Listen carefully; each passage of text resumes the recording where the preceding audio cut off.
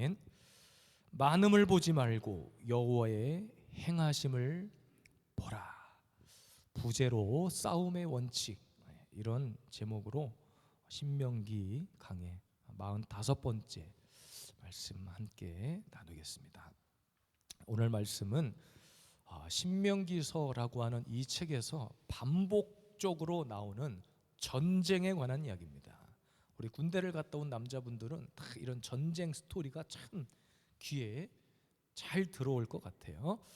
자, 그런데 이스라엘이라고 하는 나라가 하는 전쟁은 역사적으로 수많은 전쟁을 했잖아요. 지금도 하고 있죠. 이스라엘 전쟁은 지금도 하고 있는데, 출애굽, 애굽의 노예로 살다가 이제 노예가 해방이 돼서 모세를 통해서 출애굽을 시작으로 지금까지 이 신명기서에 오기까지 단 한 번도 군사적인 어떤 조직을 하거나 훈련을 받거나 사격 훈련을 하거나 수류탄을 던지거나 이랬던 적이 없어요. 그들은 그냥 수백 년 동안 노예였습니다. 그냥 노예였어요. 자, 그런데 이 전쟁 왜 하느냐? 이스라엘 백성들은 왜 그렇게도 전쟁의 역사를 끊임없이 반복을 하느냐? 사실은 이 전쟁을 통해서 끊임없이 하나님의 말씀하시는 것이 있어요. 뭘까요? 이 이스라엘이 한 번도 군사적 훈련을 받은 적도 없고 군사적인 조직을 한 적도 없고 지휘관을 막 훈련시켜서 육사, 삼박, 공사, 해사 만든 적도 없고, 그런데 왜 끊임없이 이스라엘 역사 가운데 하나님은 이런 전쟁의 역사를 허락하신 걸까요? 이유는 한 가지입니다. 전적인 하나님의 이끄심을 보라는 거예요. 이스라엘 백성들이 출애굽하면서 이 가나안까지 오기까지 방금 말씀드린 대로 그들은 노예였다니까요. 그럼에도 계속 이런 전쟁의 역사의 흐름 가운데 있는 이유는 끝까지 하나님을 따라가는 여정이 어떤 것인가를 보여주는 거예요. 그리고 이스라엘 백성들은 지금까지 단 한 번도 패한 적이 없어요. 믿으십니까? 그러니까 저와 여러분들의 영적 전쟁은 승패를 알 수 없는 전쟁이 아니라 우리는 결론을 아는 전쟁을 하는 거예요. 수많은 영적 전쟁이 있지만 우리는 결론을 알고 싸운단 말이에요. 왜? 성경의 역사가 승리이기 때문에, 하나님의 역사는 승리의 역사이기 때문에 승리의 역사가 우리의 역사인 줄로 믿습니다. 특히 오늘 본문은 가나안이라고 하는 땅을 정복하기 위한 말 그대로 정복 전쟁입니다. 그런데 이스라엘 백성들에게 다시 한번 모세를 통해서 하나님이 전쟁의 원칙, 싸움의 원칙을 설명하고 있어요. 그런데 또 말씀드리지만 싸움의 원칙, 싸움의 전략을 이야기하는데 군사를 어떻게 조직해라, 어떻게 훈련해라, 총칼은 이렇게 해라, 수류탄을 얹을 때 던져라, 이런 이야기는 없어요. 그 전쟁의 주권자가 누구인지만 다시 한번 모세가 선포하고 있습니다. 그런데 참 아이러니하게도 본문 1절을 보면 모세가 말한 이스라엘의 어떤 준비하고 있는 모습과 달리 적군은 지금 뭘 하고 있냐면 말과 병거와 숫자가 엄청 많은 거야. 그러니까 이미 상대는 이미 실전 준비가 다 끝나 있는 상태입니다. 오기만 해라, 바로 그냥 딱 덤벼들어서 이 전쟁 누가 봐도 끝나버린 전쟁이에요. 그러니까 이대로 가면 뻔한 전쟁입니다. 그런데 오늘 모세를 통해서 하나님이 1절 말씀에 뭐라고 말씀하고 있어요? 너희가 적군과 싸우려고 할 때 말과 병거와 백성이 너보다 많음을 볼지라도, 오늘 말씀의 제목처럼 많음을 보지 말고 뭘 보라는 거예요? 하나님께서 너희를 애굽 땅에서 끄집어내 온 하나님께서 여기까지 올 때까지 너희들에게 어떻게 은혜를 베푸셨는지 그것만 봐라. 이 싸움도 마찬가지다. 그러니까 다시 말하지만 이 싸움의 목적은 지금 이 모든 주권이 하나님 앞에 있다. 하나님이 그 핵심 키를 가지고 있다. 그 이야기를 다시 한번 상기시키는 거예요. 그 내용이 1절에서 4절까지의 내용을 기록하고 있어요. 제사장이 전쟁을 딱 선포하면 하나님이 촥촥촥촥 어떻게 하는지 너네들은 보기만 하라는 거예요. 뭐 그렇다고 해서 가만히 누워 자빠져 있으라는 얘기는 아닙니다. 전쟁이 시작됐는데 가만히 있으면 되겠어요? 그리고 우리가 마주하는 싸움은 영적 싸움이잖아요. 하나님이 하시기 때문에 내가 아무것도 안 해도 되는 것이 아니라 하나님이 일하시도록 우리는 계속해서 하나님의 말씀의 이끄심을 따라 기도하고 찬양하고 예배하고, 여리고성을 어떻게 무너뜨렸는지 여러분 기억하시잖아요. 요단강을 어떻게 건넜는지 기억하시잖아요. 모세가 홍해를 어떻게 가르고 이스라엘 백성들이 건너왔는지 여러분 보셨잖아요.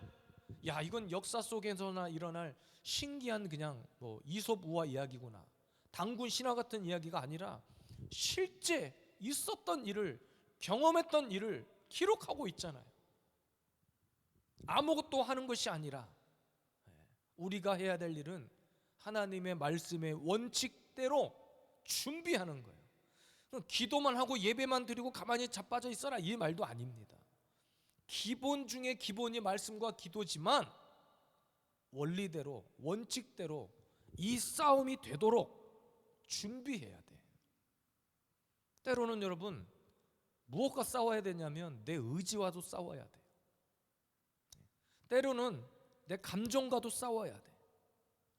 때로는 어떤 상황을 돌파해야 될 때도 있어요. 어떤 때는 무지함과 싸워야 할 때가 있어. 또 믿음의 선한 싸움을 싸워야 할 때가 있어. 그러니까 영적 싸움을 말하는 거예요. 사실 우리의 싸움은 보이지 않는 싸움입니다. 눈에 보이는 것과 싸우는 것은 거의 없어요. 내 의지가 눈에 보입니까? 원수 마귀의 사탄의 역사가 내 눈에 보여요? 그렇지 않잖아요. 영적인 싸움이야. 그런 일들이 대부분이에요. 이 시대는 갈수록 이런 싸움이 치열해지고 있어요. 치열해지고 있어. 우리 정말 그래요. 예배만 드리는 것만 봐도 이 시간에 온다는 것은 참 쉬운 일이 아니에요. 이것도 내 의지와 싸워야 될 일이에요, 사실은. 얼마나 피곤하고 육체적으로 힘듭니까? 근데 내 의지와 싸워서 나와서 딱 앉아있는 이 시간을 통해서 하나님은 승리의 역사를 계속 써내려가고 있는 거예요. 그러니까 아무것도 안 하고 그냥 아유 하나님 하시겠지, 좀 잠 좀 자겠습니다. 물론 하나님은 시편 127편 128편에 보면 사랑하는 자에게 잠을 주시도다. 그러니까 맡기고 너는 잠이나 자나 이런 의미이기도 하지만, 맡기고 잠을 잘 수 있는 사람은 어떤 사람이냐면 충분히 영적인 것들이 준비된 사람이에요. 아무것도 없이 그냥 잠자고 있으라는 얘기가 아니에요. 이 시대는 정말 영적인 싸움이 치열해요. 얼마 전에 선거가 끝났잖아요. 근데 제가 다른 건 모르겠지만 한 가지는 예언했어요. 저는 예언가는 아니지만 아마 선거 이후에 난리가 한번 날 거라고. 제가 그 얘기를 분명히 했거든요. 난리가 났어요. 근데 아무것도 아닌 것 같죠. 하나님이 하시는 일은 맞습니다. 근데 우리는 영의 안경을 딱 끼고 말씀의 안경을 끼고 이 세상 돌아가는 것을 봐야 돼요. 그래야 싸울 거 아닙니까? 그냥 부정선거구나, 투표용지가 부족했네, 재선거 해야겠다, 이 문제가 아닙니다. 이 문제가 하나님의 때가 다 된 거예요. 다 된 거예요. 정말 가슴 아픈 이야기네요. 제가 조금 전에 예배 들어오기 전에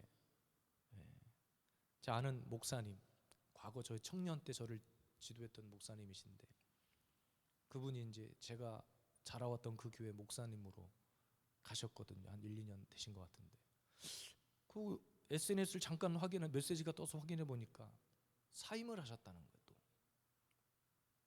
지난 주일이 마지막 고별 설교일 때. 그래서 막 사람들이 댓글을 달았어. 보니까 이게 하여튼 놀라운 일인 거예요. 이게 갑자기 이루어진, 아무런 계획과 대책 없이 그렇게 되신 것 같대. 무슨 이유인지 모르겠어. 또 사임을 하셨대. 제가 여러 번 말씀드렸기 때문에 아실 거예요. 몇 번째인지 모르겠어요. 지금 몇 번째인지. 그러니까 여러분, 교회에 우리가 나와서 앉아 있다고 해서 이게 다 끝난 것이 아니에요. 하나님은 교회를 무너뜨리는데 한순간입니다. 한순간. 한순간. 영적 싸움인 거예요. 영적 싸움. 우리의 싸움은 절대로 여러분 분위기에 휩싸여서는 안 돼. 분위기가 아닙니다. 말씀의 방향이 어디를 향하고 있는지만 알면 이 싸움의 승패는 갈린 거예요. 근데 그것 보지 않고 내 감정에 치우치고 내 의지가 바닥을 치고 있고 어떤 상황인지는 모르지만 또 주의 종이 바뀌어. 몇 번째인지 몰라. 교회 이름 교회 간판 바꾸는 게 뭐가 중요하대. 이름만 벌써 제 기억으로 한 3번 바뀌었는데 그게 무슨 의미가 있냐는 거예요. 그런 교회 영적 상태, 영적인 싸움이 되겠냔 말이에요. 마귀가 건들지도 않아. 아예 무너져 있기 때문에 그런 교회는. 전 그렇게 판단합니다. 사람이 문제고 저 이런 얘기를 하는 것이 아니라 영적 상태를 얘기하는 거예요. 영적 상태를. 그것이 습관이 됐어. 조금만 여차하면 그만둡시다. 우리 서로 헤어집시다. 그러니 세상 사람들이 볼 때 교회가 얼마나 우습겠냔 말이에요. 기가 막힌 일입니다. 어쨌든 여러분, 많음을 보지 말라는 것은 우리 눈에 보이는 환경에 휘둘리지 말라는 거예요. 우리의 영적인 싸움은 보이지 않는 싸움입니다.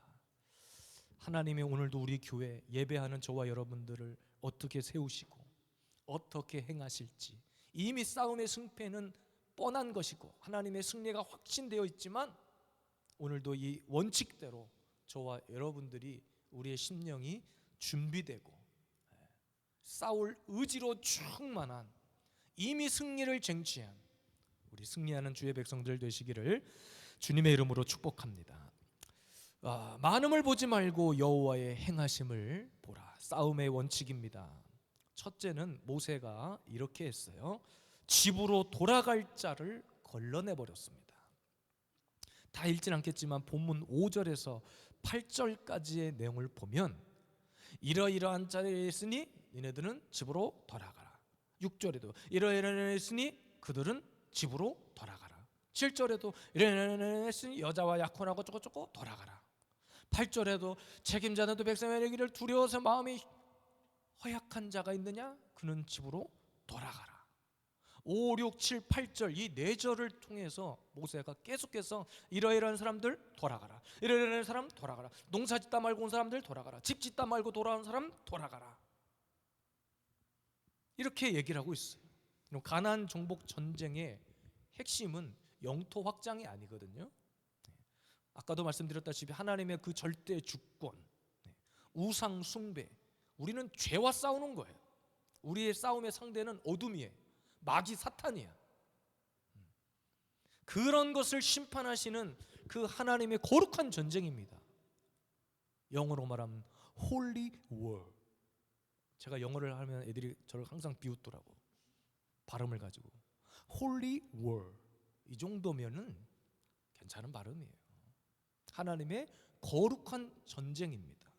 총칼 들고 싸우는 전쟁이 아니라는 거죠.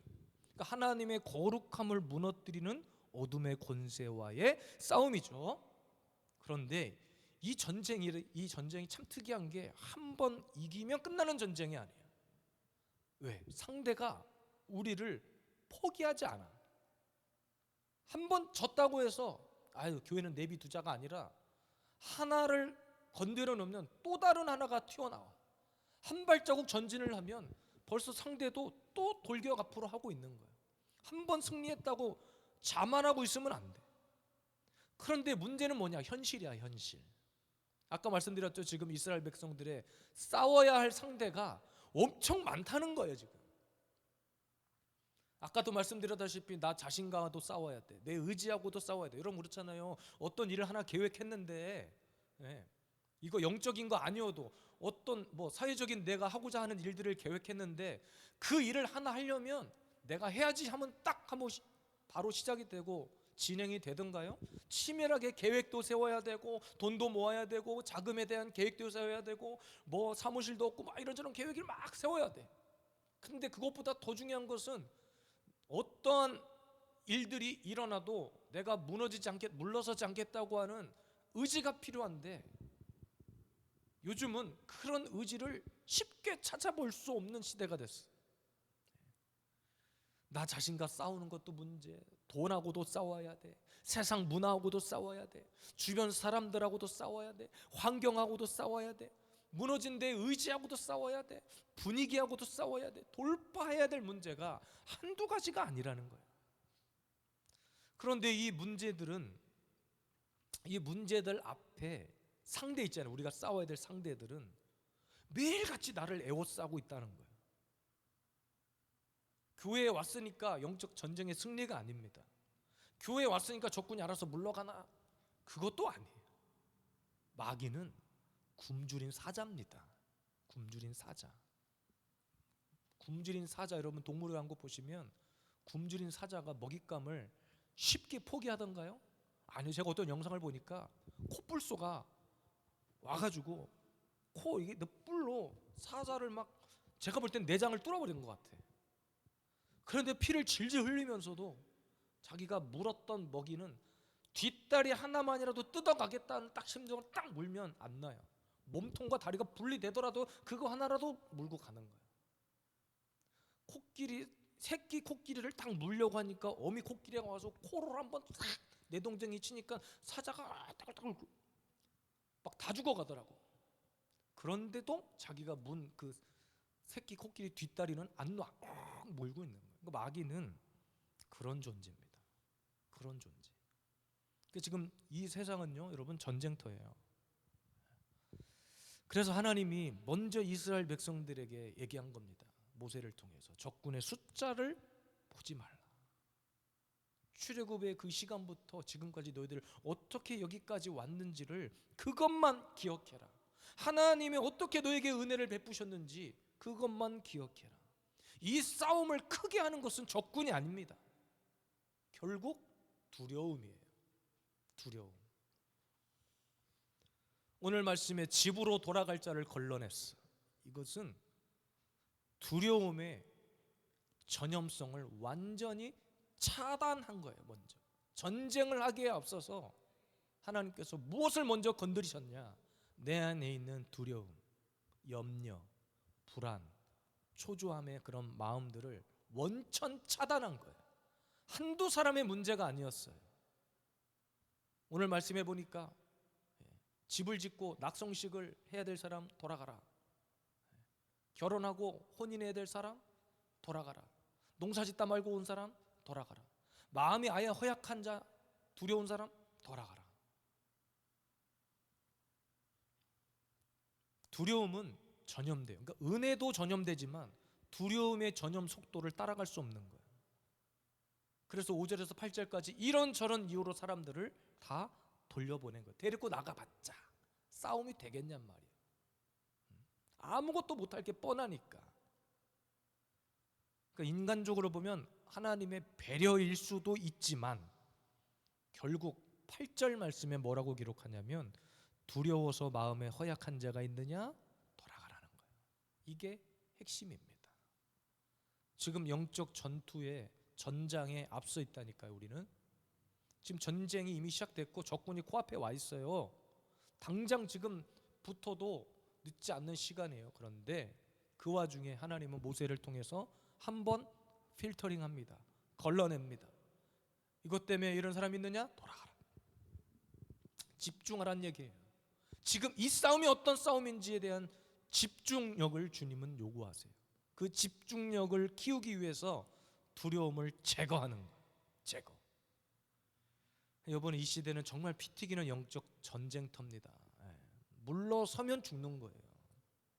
비진리와 싸워야 되고 악한 어둠의 권세와 싸워야 돼. 용납할 수 없는 비진리들이 세상에 막 쏟아져 나와. 최근에 제가 어떤 신문 자료를 보다가 이런 내용을 봤어요. 우리 이제 좀 용어가 생소하긴 한데 유신 진화론이라는 말이 있어요. 유신 진화론. 제가 이걸 보고 깜짝 놀랐는데 기독교 대한 기독교 대한 성결교회, 그러니까 성결교회 어떤 교단 총회에서 이 유신 진화론자들을 이단으로 딱 명시한 거예요. 그러니까 유신 진화론이 뭐냐면요, 하나님의 창조를 뭐 당연히 인정해요. 인정해요. 그런데 무에서 갑자기 완성된 형태로 뭔가가 만들어진 것이 아니라 진화라는 자연적인 과정을 통해서 오랜 시간에 걸쳐서 창조되었다는 거예요. 듣기에 그럴듯하죠. 근데 만약에 그것이 맞다면 무슨 문제가 생겨요? 하나님은 완전하신 분이에요. 하나님 완벽하신 분이에요. 사람을 지으실 때도 실수하지 않으셨어. 온 우주 만물을 흑암과 공허함 가운데 말씀으로 창조하신 거예요. 모든 동식물 할 것 없이. 그러니까 과학이라는 학문으로 자연스럽게 창조론을 뒷받침한다는 명목으로 그 사이에 교묘하게 뭘 갖다 붙여놓은 거냐면 진화를 갖다 붙여놓은 거예요. 제가 이걸 보고 야, 이게 하다 말할 것이 없으니까 무슨 유신 진화론을 갖다 붙이는구나. 그러니까 하나님의 창조를 인정한다고 말은 하면서 인간적으로 보면 이들의 논리는 그거잖아요. 어린아이가 하루아침에 태어나서 며칠 지나니까는 어른이 그냥 그날 바로 어른이 되는 것이 아니라 자라나는 과정이 있지 않냐. 이것을 이제 진화라고 표현을 한 것 같고, 지금 우리가 어린아이에서 어른으로 자라나는 것이 문제가 아니라 하나님이 인간을 어떻게 창조하셨는지 그 창조 원리, 하나님의 그 질서, 우리는 그것에 포커스가 맞춰져 있어야 되는데 마귀가 교묘하게 진화라는 것을 갖다는 거예요. 그리고 이들의 가장 큰 문제를 제가 찾아보니까 하나님께서 6일 동안 창조하신 그 창조의 말씀을 단지 비유나 문학적인 표현이나 상징으로 격화시켜 놨어요. 이거는 신학적으로 논쟁하고 말 것도 없어. 하나님의 지으신 만물은 그냥 말씀대로 창조하신 거예요.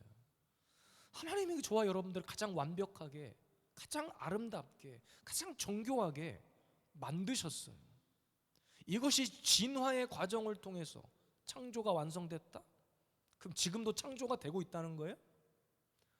과학은 인간이 만들어 놓는 거예요.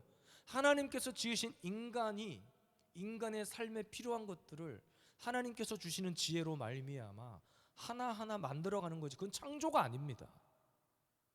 마치 그들은 이런 것들을 진화론적인 관점에서, 여러분 이걸 알아야 싸우는 거예요. 제가 목사님들과 전도하다가 누굴 만났다고 그랬죠? 제가 생각이 안 나네. 안상홍 증인회를 만났다고 그랬어요. 이분들이 주장하는 것은 하나님 어머니, 그리고 이들은 주일 성수 개념이 아니라 유월절, 이것을 강조해요. 그래서 그 하나님 어머니가 누구냐면 그 안상홍 씨는 진즉 돌아가셨고, 원래 안상홍 씨가 그리스도였어요, 그들에게는. 근데 그리스도가 죽었는데 부활 안 하고 그 부인, 아마 그 부인도 제가 알기로는 두 번째 부인인 걸로 알고 있는데 장길자씨인가? 그럴 거야 아마. 장길자씨 죽으면 어떡할 거예요? 그랬더니 막 벌어 화를 내더라고. 저 지난주에 있었던 일이에요. 목사님들과 물대농산교회 앞에서 전도하다가 그 어머니 그분 돌아가시면 어떡할 거냐고, 또 왜 우리 어머니를 함부로 얘기하냐고 막 화를 내는 거예요. 돌아가시면 어떡할 거냐고 물어봤는데 돌아가시면 뭐 안 돌아가실 거라고 믿는다든지 뭐 얘기를 하는 게 아니라 바로 화를 내는 거예요. 여러분 알아야 싸운다니까요. 알아야. 그리고 쓸데없는 걸로 막 공격을 해. 자기네들이 먼저 와서 하고 있는데 우리가 자리를 뺏었다는. 우리는 절대로 자리를 비키라고 말하지 않았어요. 그냥 목사님들이 대여섯 분이 떼거지로 가니까 그들이 쫄아서 그냥 도망간 거지. 누가 어디를 가라고 했간디? 저희도 그랬죠. 예수님 장길자가 아니라 예수님 믿고 천국 가세요, 그 말만 했어요. 근데 논리가 없어, 논리가. 그러니까 우리는 이런 것들을 알고 싸울 수 있어야 돼. 근데 모르면 지레 겁먹는 거예요. 듣다 보면 저들 말도 이해는 가는구나, 이렇게 되는 거예요. 나중에 시간이 되면 이단 교리들을 좀 몇 가지 뽑아가지고 함께 나누고 싶은 생각도 있습니다. 어쨌든 여러분 지금 이 시대는요, 우리 모든 교회가 하나 되어 싸워야 할 시대입니다. 마귀는 이미 교회마저도, 한국 교회마저도 갈라놔 버렸어. 그러니까 말씀의 진리보다 진영의 논리가 앞서 있고, 진리가 아니라 자신의 가치관이 먼저인 시대가 됐고, 이데올로기라고 하는 것을 가지고 와서 교회를 다 쪼개놔 버렸어. 성경이 말하는 대로 죄를 죄라고 말하면 되는데 뭔 말을 하면 자꾸 정치 구월해. 제가 언제 민주당, 국민의힘 어떻게 하라고 그랬습니까? 아니요. 그냥 하나님의 말씀에 입각해서 하나님의 말씀의 기준을 가지고 이것이 조금이라도 맞다 생각하면 그냥 지지해 주는 거고, 아니면 아닌 거고. 근데 지금 행해지군의 이 나라의 법을 만드는 사람들이 이런 악법들을 만들어서 교회를 폐쇄시키려고 하는 법안까지 들먹거리고 있는데 가만히 있어요? 지금 마귀 사탄이 저 문 앞에까지 와서 교회를 다 창과 칼로 쑤시고 있는데 가만히 있어요? 싸워야 돼. 근데 그 싸움에 앞서 가장 먼저 처리해야 될 것이 바로 내 안에 있는 두려움. 그 두려움을 전염시키는 것은 가장 큰 문제입니다. 결국 그 두려움 때문에 교회가 피해를 보는 거예요. 성도 떠나는 것이 두려워서 진리를 외치지 못하고, 오늘 모세의 선포는 8절 분명합니다. 두려워 마음이 허약한 자가 있느냐, 그냥 집으로 돌아가라. 여러분, 목사가 두려워하면 성도는 말할 것도 없어요. 그래서 제가 선봉에 설 테니 여러분들은 집에 돌아가시는 것이 아니라 딱 있어야 할 자리에서 저를 위해서 후방에서 기도로 협력하고, 제가 지치지 않도록 여러분들이 훌과 아론이 되어서 모세의 팔이 올라가면 아말렉과의 전쟁에서 승리하고 팔이 내려가면 전쟁에서 지는데 여러분들이 제 팔을 붙들어 주셔야 될 거 아닙니까? 제가 무너지고 포기하지 않도록 어디 가서 적당히 타협하고 와가지고 아이고 저것도 괜찮고 이것도 괜찮습니다, 알아서 선택하세요, 취사 선택입니다. 제가 그렇게 설교하기를 원하십니까? 아닌 걸 아니라고, 죄를 죄라고 단호하게 맞서 싸울 수 있는 그런 영적 돌파력이 우리 안에 있기를 원합니다. 결론입니다. 끝으로 어떻게 두려움을 돌파할 것인가, 세 가지만 짧게 말씀드리고 마치겠습니다. 큰 대지 하나만 끝난 거예요. 두 번째, 세 번째는 또 다음에 이어서 할게요. 어떻게 두려움을 돌파할 것인가, 어떻게 싸울 것인가. 첫째는 적군의 숫자를 바라보지 말고 받은 은혜를 기억하라. 아까 첫째 말씀드린 거예요. 본문 1절입니다. 애굽 땅에서 인도하여 내신 여호와를 바라보는 거예요. 지금까지 여러분이 어떻게 여기까지 왔는지, 하나님께서 우리 가문의 역사를 어떻게 지금까지 붙드셨는지 받은 은혜를 기억하십시오. 그러면 무너지지 않습니다. 적군의 큰 숫자가 보이지만 그래도 그럼에도 불구하고 하나님께서 나를 지키시고 이끄셨던 그 은혜의 순간들을 기억하기만 하면 이 싸움 여전히 그 하나님이 나를 붙들 거라는 확신과 믿음 가운데 우리는 승리하는 거예요.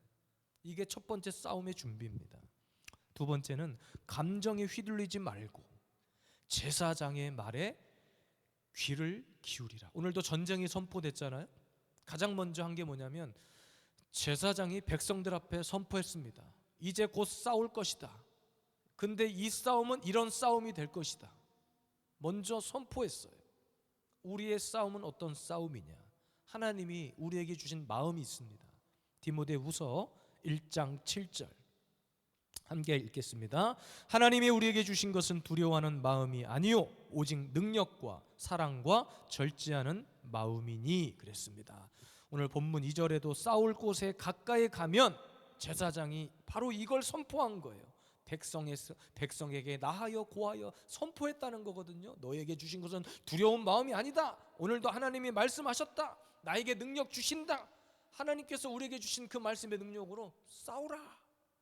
말씀 그대로 취하시기를 바랍니다. 세 번째는 두려움의 환경과 격리하라는 거예요. 우리를 두렵게 하는 최고가 뭐냐면 부정적인 말, 낙심하게 하는 소문, 내 마음을 깎아내리는 사람들과 아예 의도적으로 멀리 해버려야 돼. 대신에 나를 위해 기도하고 소망을 주는 예수비전 세움교회 공동체 안으로 들어와라. 나를 두렵게 떨게 만드는 것이 어디 세상 일터이면 차라리 그 일 그만둬버린 게 나아. 물론 그곳에서 믿음으로 딱 영적으로 돌파하는 것도 최고의 믿음이지만 자꾸 가면 불안감을 조성하고 나를 억누르게 하잖아요. 차라리 그냥 나와버려. 그리고 믿음의 공동체 안으로 들어와 버려요. 다시 이곳에서 영적으로 충전하고 나아가시면 돼. 하나님이 그런 인생 책임지시는 거예요. 두려움이 완전히 사라져야 싸울 수 있는 것은 아닙니다. 두렵지만 우리 말씀을 듣고 말씀을 의지해서 발을 내딛어야 요단 강이 갈라집니다. 물러설 때가 아니라 이것저것 따질 때가 아니라 싸워야 할 때입니다. 두렵지만 제사장의 선봉에 섰고 모세도 그랬고 예수님이 십자가 지셨고 여기 있는 유경수 목사도 앞에 선봉에 서겠습니다. 우리 사랑하는 성도 여러분, 오늘 조금 메시지가 길게 선포됐지만 이 시대는 싸워야 할 때예요. 두려워서 물러설 때가 아니라 들이대야 할 때입니다. 들이대야 돼요. 누구에게? 마귀 사탄 이 땅의 어둠의 권세 앞에. 우리 끝까지 하나님의 말씀의 능력을 가지고 승리하는 주의 백성들 되시기를 주님의 이름으로 축복합니다.